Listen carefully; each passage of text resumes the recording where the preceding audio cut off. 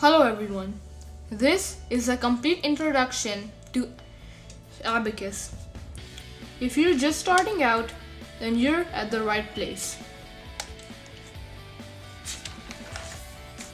Let's get started. There are three main kinds of abacuses: the Roman abacus, the Chinese abacus, and the Japanese soroban. This is the Japanese soroban. It's the most frequently used and much better than the other two. It's much smaller than the Roman one and much less complex than the Chinese one.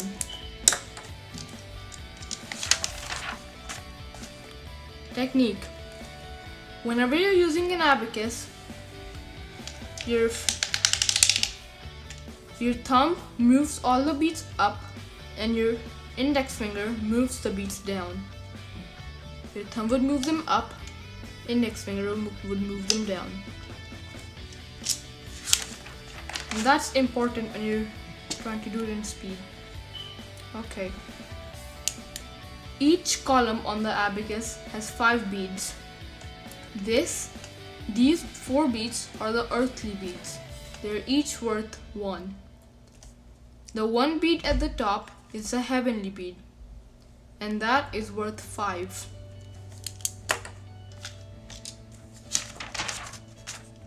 The reckoning bar. Whenever any bead is touching this middle bar or the reckoning bar, it is counted.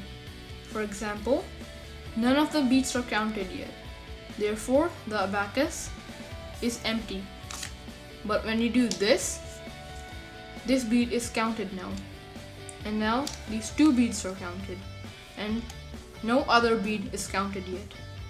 Now these 4 beads and now all these 5 beads in this column is counted.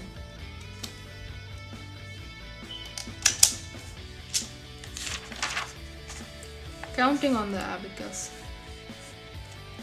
This is mostly the units place or the ones. This is the tenths, and this is the hundredths, and so on. Let's try and write the number 1 on the abacus. As we know that these beads represent 1, and since this is the units place or the ones place, if you move 1 up and when it's counted, this represents 1. And now this is 2, 3, 4, and now to do 5, you move them down and move this one down. And now this is 5. Now 5 plus 1 is 6, 7, 8, 9. And to write 10, we think about how we actually write it when you're just writing it. You write it like this. This is the tens place and this is the ones place. Similarly, you write it like this. Tens place, ones place. So this goes in the tens place, a 1 goes in the tens place, and a 0 in the ones place, which is already there. Let's try writing the number 3681 on the abacus.